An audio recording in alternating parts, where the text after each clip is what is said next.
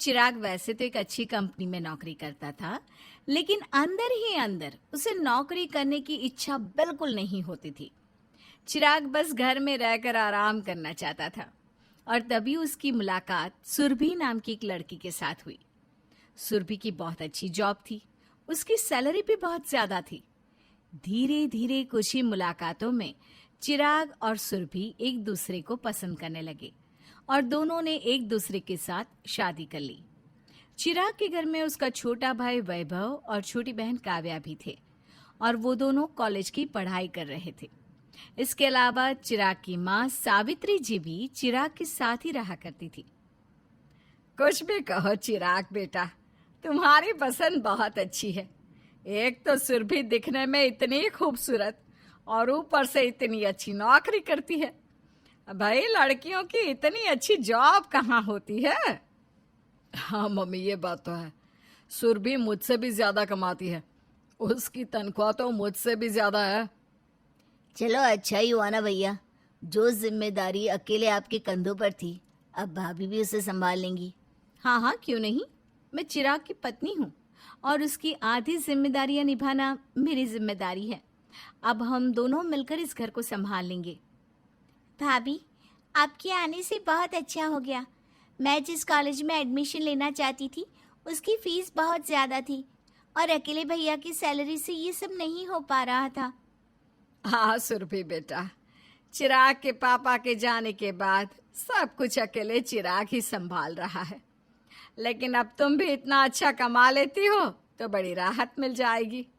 आप चिंता मत करिए मम्मी जी, मैं और चिराग मिलकर वैभव और काव्या की पढ़ाई और घर के बाकी के खर्चे की जिम्मेदारियां सब कुछ अच्छे से संभाल लेंगे। कभी कोई प्रॉब्लम नहीं आने देंगे। क्यों चिराग? ठीक कहती हो, तुम्हारे आने से बहुत सहारा मिला है मुझे। लगता है जैसे दिमाग पर रखा बोझ उतर गया हो। कुछ दिनों के बाद, चिराग बेटा क्या हुआ, इतना उदास क्यों लग रहा है? अब क्या बताऊं मम्मी, ऑफिस में इतना काम करना पड़ता है, शाम होते होते मेरे सर में दर्द हो जाता है। लेकिन चिराग, जॉब में तो ये सब होता ही है। मुझे देखो, सुबह से शाम तक बस सारा दिन फाइलों में दिमाग लगाना पड़ता है। लेकिन फिर भी तुम्हारी सैलरी तो मुझसे बहुत ज्यादा है, कम से कम पैसे तो अच्छे मिलते हैं, तो काम करने का मन तो करता होगा ना।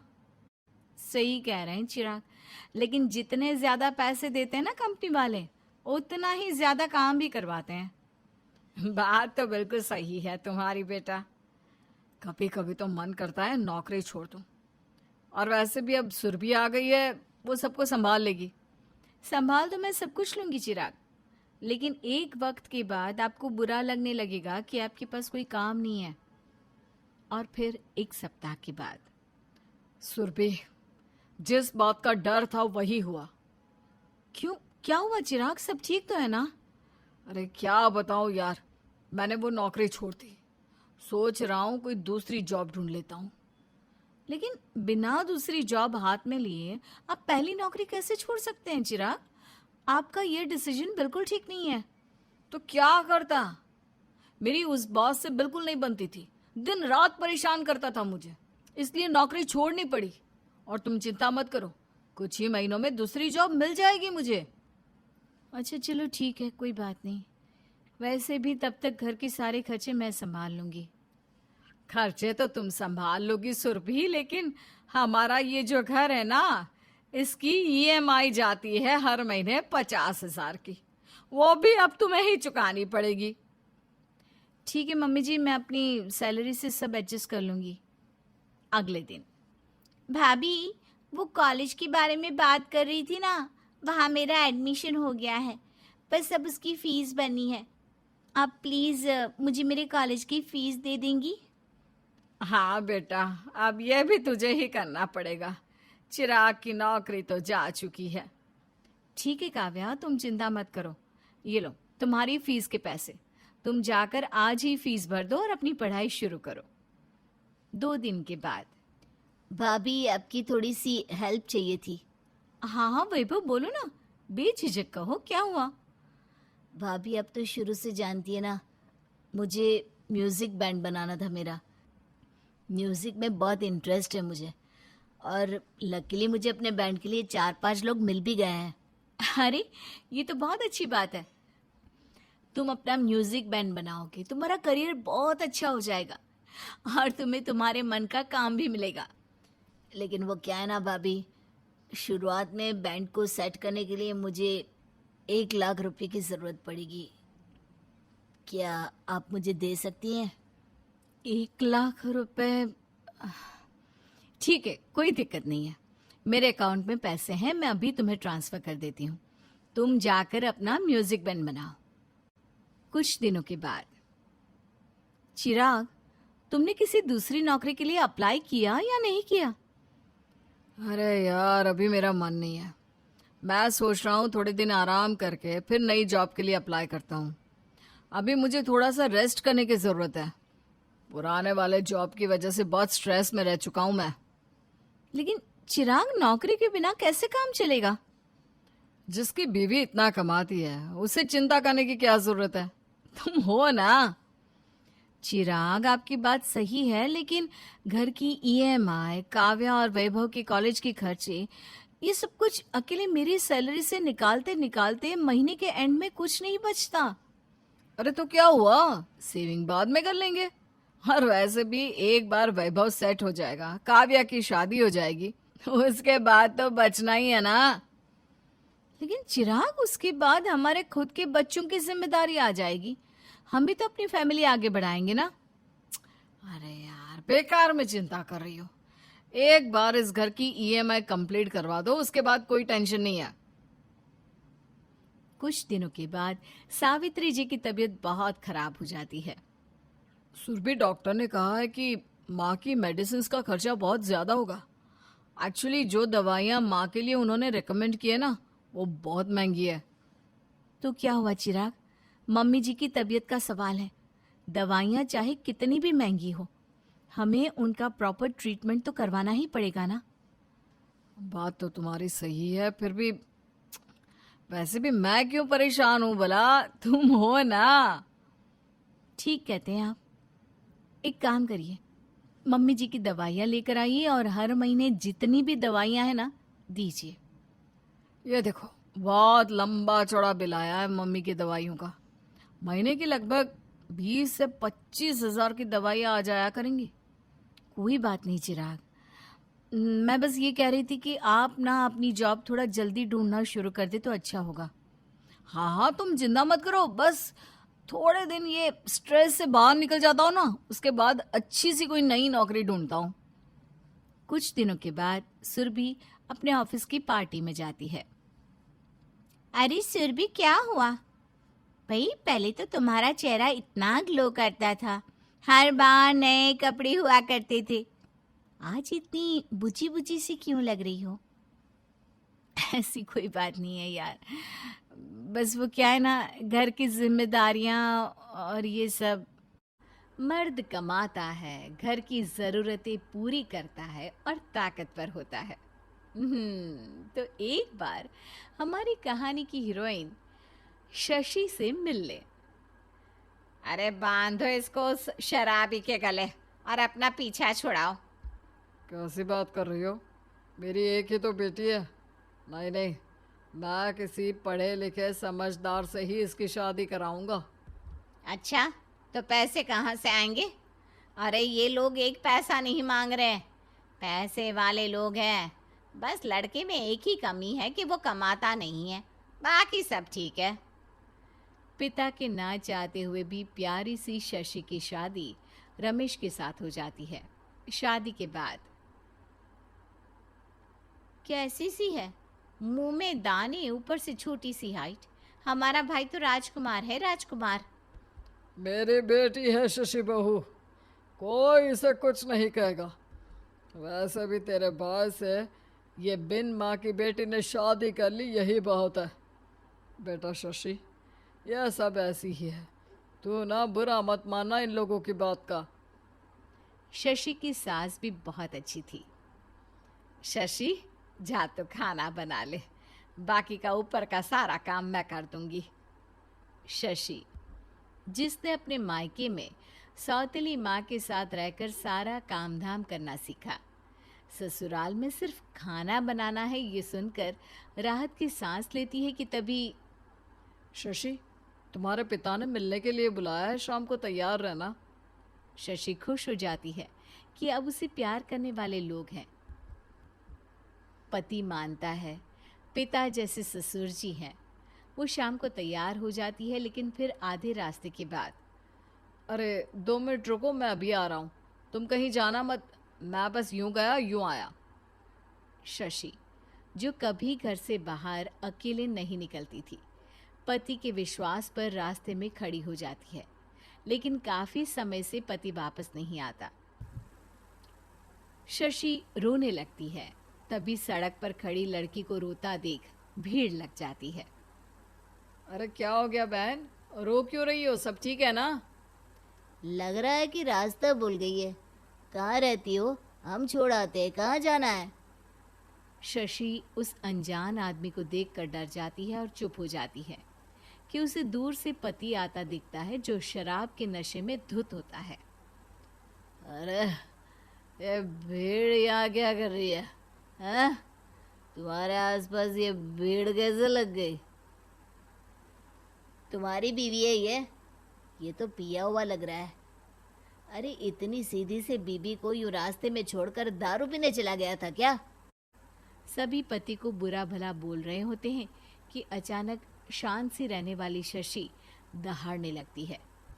पति है वो मेरे, कोई उन्हें कुछ नहीं बोलेगा। और हाँ, मैंने किसी से मदद नहीं मांगी थी, निकलो यहाँ से। पति देखता रह जाता है कि शांत सी रहने वाली शशि अचानक गरज रही है। सभी चले जाते हैं। अब मैं मायके नहीं जाऊंगी, आप घर चले। लेकिन शशि देखती है कि पति नशे में है, तो वो उससे कार की चाबी भी लेकर खुद कार चलाकर घर ले आती है। हाय रे, तेरी सौतेली माँ ने बड़ी जल्दी भगा दिया, खाना भी नहीं दिया क्या? और पहली बार गई थी खाली हाथ, बेटा एक डिब्बा मिठाई का ही दे देती। शशि सास को सारी बात बताती है। ये तो बहुत ही गलत किया बेटा तूने, ये ठीक नहीं है, ऐसा नहीं करना चाहिए था। पहली बार ससुराल जा रहा था, कम से कम दारू तो ना पीता। लेकिन बेटा कहाँ सुन रहा था। उसे ना तो दिन का होश था ना रात का। वो कमरे में जाकर सो जाता है। पति के इस हाल से शशि काफी परेशान रहती है। माना ससुर के पास काफी पैसा होता है, लेकिन पति की कमाई उसने देखी नहीं होती। फिर एक रोज सास जोर जोर से रो रही होती है। अरे सासू माँ, क्या हो गया? सब ठीक है ना? नहीं बेटा शशि, मैं क्या बोलूं, क्या हो गया मेरे साथ, मुझे तो बताने में भी शर्म आ रही है। शशि कुछ समझ पाती कि तभी वहां ससुर जी आ जाते हैं। वो जोर जोर से चिल्ला रहे होते हैं।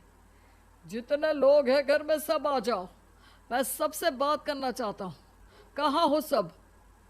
घर में ननदे और शशि का पति थे, वो आ जाते हैं। देखते हैं कि पास खड़ी उनकी माँ जोर जोर से रो रही थी। क्या हुआ पापा, कुछ तो बता दे। देखो, मैं तुम लोगों के लिए नई सास लेकर आ रहा हूँ। कैसी बात कर रहे हो पापा? माँ कहाँ जाएंगी? और मैं नहीं जानता कहाँ जाएंगी, मैं अभी इसे तलाक दे रहा हूँ। और हाँ, तुम लोग मेरे साथ रह सकते हो, लेकिन ये औरत नहीं। अब इस उम्र में मैं कहाँ जाऊंगी, मेरा तो कोई मायका भी नहीं है।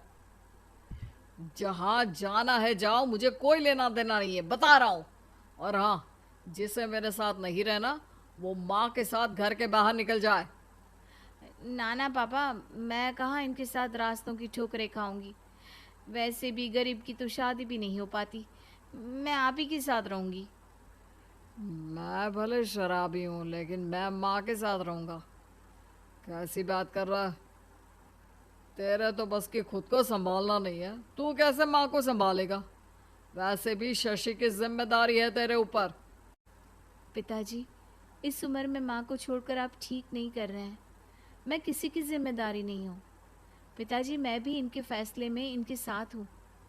हम आपकी और नई सास के साथ नहीं रहेंगे। शशि सास को लेकर पति के साथ रास्ते पर आ जाती है। मेरे पास कुछ पैसे हैं, ऐसा करते हैं हम एक घर ले लेते हैं। हाँ, मेरे दोस्त का घर है, वो किराए पर चढ़ाना चाहता है। ठीक है, हम वही घर ले लेते हैं। सभी एक घर किराए पर लेकर घर में रहना शुरू कर देते हैं। लेकिन 2 दिन बाद लग रहा है मुझे चक्कर आ रहे हैं, सब काला काला दिख रहा है। मेरे पास तो माँ जी को डॉक्टर के पास ले जाने के भी पैसे नहीं हैं।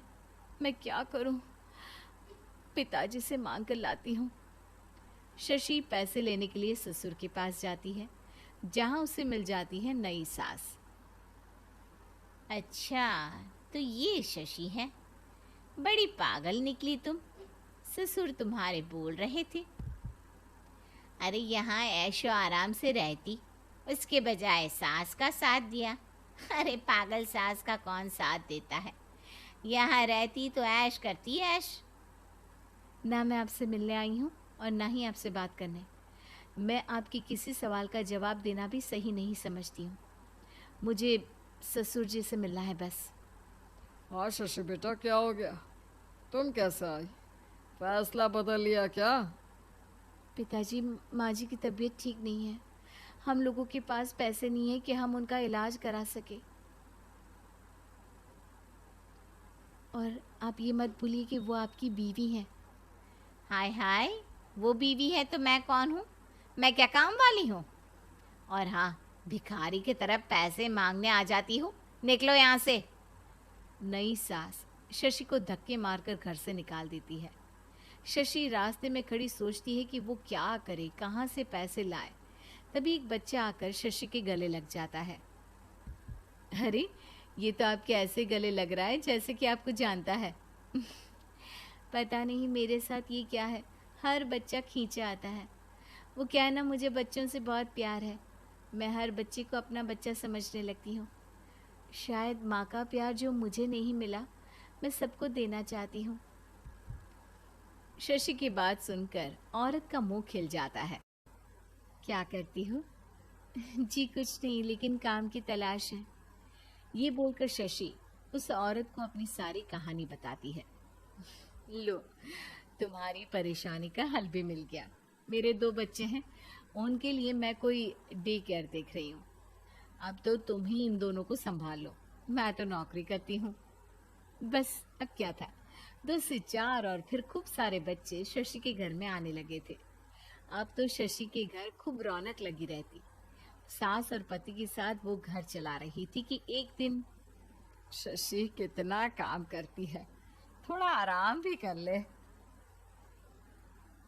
शशि, पैसे देना, दारू के लिए पैसे नहीं है। नहीं, मेरे पास पैसे नहीं है। और दारू के लिए क्या, घर पर राशन के लिए भी पैसे नहीं है। अरे तू भी कोई काम क्यों नहीं कर लेता? बेचारी अकेले घर चला रही है। शशि, तुम मेरे लिए क्यों इतनी तकलीफें झेलती हैं? ये काम तो मेरे बेटे का है। बेटी का भी तो होता है माँ जी। आपने हमेशा मुझे बेटी की तरह रखा है, तो आज क्यों? तुम दोनों का ड्रामा हो गया है तो पैसे दे दो मुझे। बोला ना, नहीं है पैसे, कुछ नहीं है मेरे पास। तभी एक औरत आती है। शशि, ओ शशि, ये ले पैसे महीने के। मेरे बच्चे पर न जाने तूने क्या जादू डाला है। कहता है शशि मैम के पास ही रहना है। बच्चा आपका है ही इतना प्यारा। अभी दोनों बात कर रहे होते हैं कि पति औरत के हाथ से पैसे ले लेता है। ये क्या कर रहे हैं? मुझे पैसे चाहिए दारू के लिए, समझे? कैसे पति हो, बीवी की मेहनत के पैसे दारू में खर्च कर रहे हो? अरे इतना अच्छा परिवार है, अरे मेहनत करके सब ठीक क्यों नहीं करते? मेरे पति तो मुझे कोई काम करने नहीं देते, कहते हैं तुम मेरी बीवी हो, मेरे पैसे भी नहीं लेते। लानत है शशि तेरे पति पर। ये बोलकर वो औरत चली जाती है और शशि रोने लगती है। पति को गलती का एहसास होता है और वो उससे माफ़ी मांगता है। मुझे माफ कर दो शशि, मेरे लिए तुमने इतने दुख झेले, अब और नहीं। ये लो पैसे, अब मैं भी कमाऊंगा और तुम्हें और माँ को एक अच्छी जिंदगी दूंगा। सुमित्रा जी का बेटा था अमित और बहू का नाम था अमृता। सुमित्रा जी की बहू की बातें सुनकर ऐसा लगता था कि जैसे वो बहुत इंटेलिजेंट है, क्योंकि उससे कभी भी कोई भी सवाल पूछो फट से जवाब दे देती थी। अरे भाई, उसके जवाब से तो गूगल भी पीछे रह जाता था। और इसलिए कम से कम सुमित्रा जी के घर में तो किसी को भी गूगल की जरूरत ही नहीं पड़ती थी। जब भी घर में कोई बात चलती, कोई कुछ भी कहता, तो अमृता फट से कह देती, ये तो मेरे साथ भी हुआ था, मुझे इसके बारे में सब मालूम है। एक दिन सुमित्रा जी अमित और अपनी बहू अमृता के साथ अमित के बुआ जी, फूफा जी यानी कि मुकेश और उर्मिला जी के यहाँ पर मिलने के लिए गए। अरे बहुत अच्छा किया अमित बेटा, इतने दिनों के बाद आए हो तुम। हाँ सुमित्रा भाभी, कभी तो आ जाया करिए अपने बच्चों को लेकर। आपकी बहू के आने से तो हमारे घर में भी रौनक आ गई है। वो क्या है ना, अमित ऑफिस के काम में बहुत बिजी रहता है, इसलिए उसे तो वक्त ही नहीं मिल पाता। अच्छा, लगता है नौकरी काफी मुश्किल है अमित की। अरे नहीं नहीं फूफा जी, ऐसी कोई बात नहीं है। आप तो जानते हैं ना, प्राइवेट जॉब में कितना काम होता है। अरे कोई समझे ना समझे, मुझे तो पता है प्राइवेट नौकरी में इतना काम करना पड़ता है कि इंसान की आफत आ जाती है। लेकिन बेटा, तुमने तो कभी जॉब की ही नहीं, तुम्हें कैसे पता? अरे जॉब नहीं की तो क्या हुआ मम्मी जी, सब जानती हूँ मैं। सबसे पहले ऑफिस में जाओ, वहां पर अपनी एंट्री डालो, उसके बाद दिन भर सिस्टम पर बैठकर काम करो। चारों तरफ कैमरे लगे होते हैं, आप अपनी नजर इधर की उधर नहीं कर सकते। उसके बाद दिन भर बॉस की चिक चिक सुनो, वो अलग से। यही सब होता है, मुझे ना सब पता है।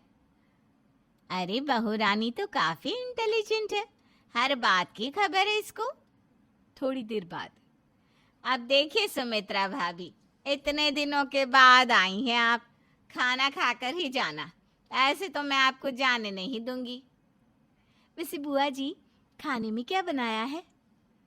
वो क्या है ना बेटा, आज तुम्हारी बुआ जी की तबीयत थोड़ी ठीक नहीं थी, इसलिए हमने सोचा कि जब तुम लोग यहाँ आ जाओगे तो बाहर से खाना मंगवा लेंगे और साथ में बैठकर खाएंगे।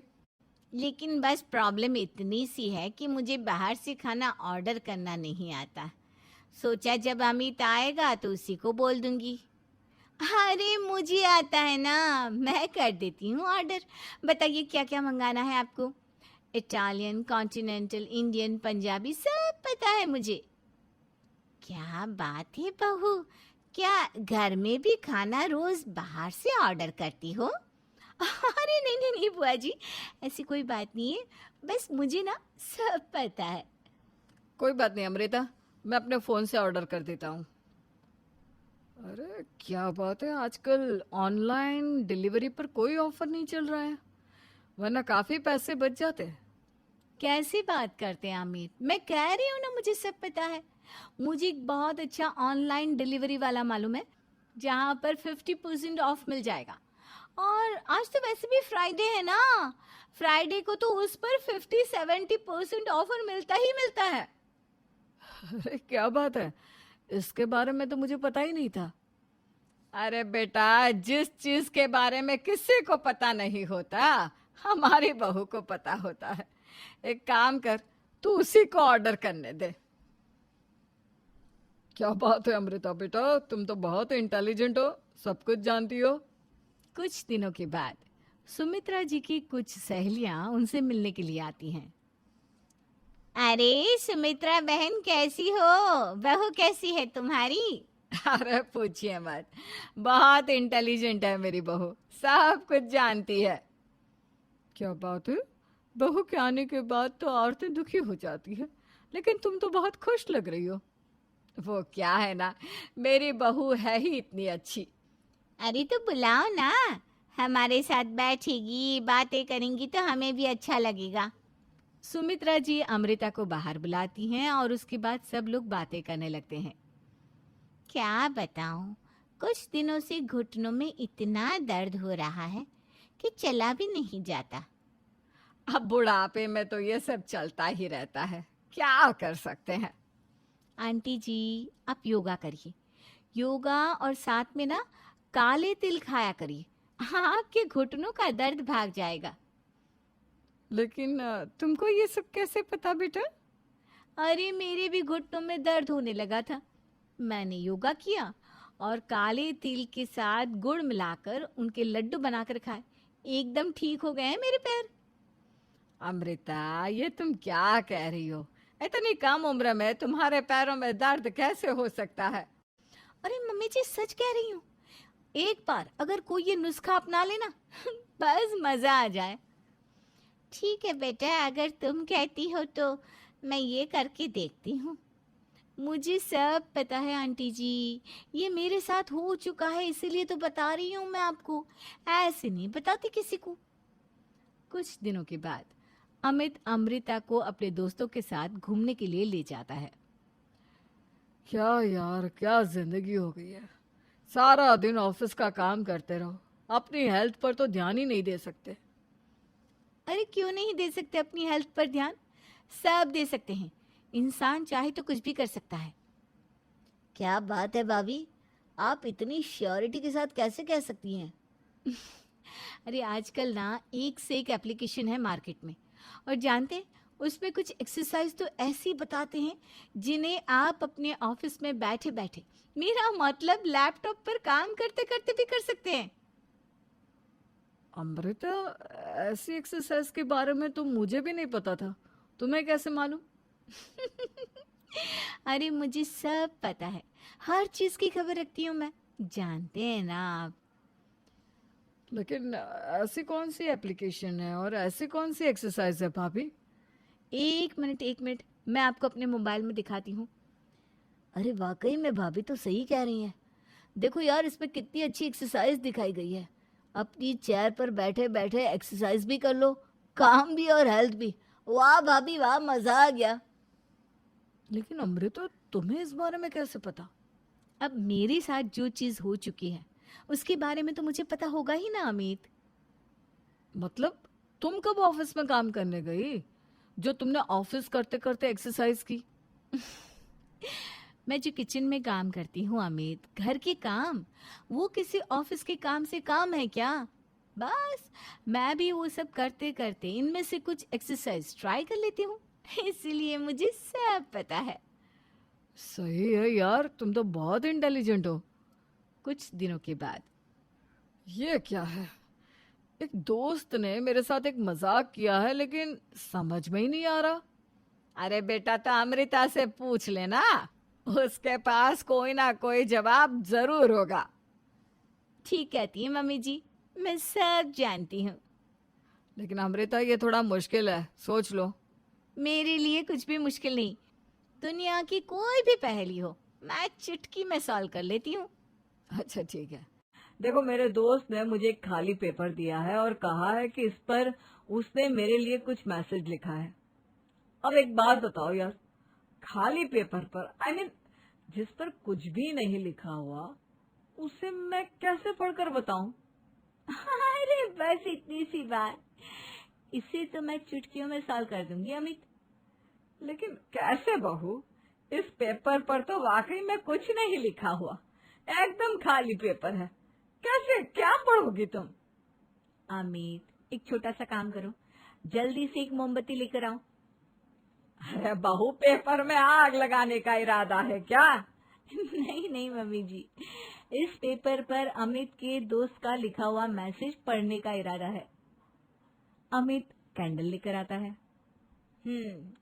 अब ना बस इस पेपर को धीरे धीरे कैंडल के ऊपर घुमाते रहो, देखना 2 ही मिनट में मैसेज आपकी आंखों के सामने होगा। अच्छा ठीक है, मैं ऐसा करके देखता हूँ। 2 मिनट के बाद, अरे वाकई में इस पर तो अक्षर बनने लगे। लेकिन ये हुआ कैसे? और अमृता, तुम्हें कैसे पता? बहुत सिंपल है मम्मी जी। अमित के दोस्त ने नींबू के रस से मैसेज लिखकर उसे सुखा दिया। आप अगर मैसेज पढ़ना हो ना, तो पेपर को आग के सामने ले जाओ और लेटर्स अपने आप उभर कर आ जाते हैं। वाह बहू, लेकिन तुम ये सब कैसे जानती हो? अरे मम्मी जी, जब मैं छोटी थी ना तो अपनी सहेलियों के साथ ऐसे ही गेम खेला करती थी। ये तो मेरे साथ कितनी बार हो चुका है, मुझे सब पता है। थैंक यू यार अमृता, तुम्हारी वजह से हमें कुछ भी सोचने की जरूरत ही नहीं पड़ती, तुम सब कुछ बता देती हो। कुछ दिनों के बाद सुमित्रा जी को अमृता के प्रेग्नेंट होने की खुशखबरी मिलती है और सुमित्रा जी अमृता को डॉक्टर के यहाँ लेकर जाती है। देखिए सुमित्रा जी, आपकी बहू की तबीयत बिल्कुल ठीक है, किसी भी तरह की चिंता करने की कोई जरूरत नहीं है। लेकिन हाँ, उनको आयरन वाली डाइट खाने की बहुत जरूरत है। ठीक है डॉक्टर साहब, आप बता दीजिए मैं अपनी बहू को क्या क्या खिलाऊं ताकि उसकी तबीयत ठीक रहे और आने वाले बच्चे की भी। अरे मम्मी जी, इसमें डॉक्टर से पूछने की क्या जरूरत है। किशमिश है, अनार है, पालक है, ये सब खाना चाहिए, आयरन का लेवल बिल्कुल बराबर रहता है। अरे वाह, आपकी बहू तो सब कुछ पहले से ही जानती है। ये तो बहुत अच्छी बात है। देखो, आयरन के साथ तुम्हें कैल्शियम भी खाना होगा। जानती हूँ मैं, अगर आयरन की खाली सप्लीमेंट लेते हैं और कैल्शियम नहीं लेते तो बॉडी उसे अच्छे से एब्जॉर्ब नहीं कर पाती। सब पता है मुझे। बहू ये भी मालूम है? हाँ मम्मी जी, आप तो जानती है ना, मुझे सब पता है। आपकी बहू की बातें सुनकर अच्छा लग रहा है। मुझे ऐसी बहुत कम लड़कियां मिलती हैं जिन्हें इतनी नॉलेज होती है, सारे सवालों के जवाब देती है। और हमारे इंडिया में तो वैसे भी हालात बहुत खराब है। बिल्कुल ठीक कह रहे हैं आप डॉक्टर साहब, लेकिन मैं उन लड़कियों की तरह नहीं हूँ। बहुत ख्याल रखती हूँ मैं हर चीज़ का। और जानती हैं आप, हमारे घर में तो किसी को किसी चीज़ के बारे में गूगल करने की ज़रूरत ही नहीं पड़ती। बिल्कुल ठीक कह रही है अमृता। अरे कुछ भी पूछ लो इसे, सब पता होता है। अरे वाह, तुम तो बड़ी कमाल की लड़की हो। चलो, ये तो बहुत अच्छी बात है, लेकिन फिर भी डॉक्टर की सलाह पर पूरा ध्यान देना चाहिए। वैसे क्या चाहिए तुम्हें, बेटा या बेटी? अरे डॉक्टर साहब, कुछ भी हो जाए, बस बच्चा अच्छे से हो जाना चाहिए। मुझे तो दोनों में से किसी से कोई भी परेशानी नहीं। और सुमित्रा जी, आप? डॉक्टर मैडम, मुझे तो लड़के और लड़की में कभी भेद करने की आदत ही नहीं है। पोता आए या पोती, मेरे लिए तो दोनों एक बराबर है। सुनकर अच्छा लगा। वैसे आप जानती हैं, हमारे यहाँ पर तो लोगों को बड़ी बेचैनी रहती है ये जानने की कि पेट में लड़का है या लड़की। लेकिन विदेशों में ऐसा नहीं होता। हाँ, वहाँ पर तो सब कुछ पहले से ही बता देते हैं ना। ये भी कोई बात हुई भला? लेकिन तुम्हें कैसे पता कि वहाँ पर सब कुछ पहले ही बता देते हैं? अच्छा, हाँ हाँ, तुम तो सब कुछ पहले से ही जानती हो ना। तुम्हारे साथ तो सब कुछ पहले से ही हो चुका होता है। नहीं नहीं मम्मी जी, ये तो मेरे साथ पहली बार हो रहा है, इसलिए मैं ये डायलॉग नहीं बोल सकती। अमृता की बात सुनकर सुमित्रा और डॉक्टर दोनों हंसने लगते हैं।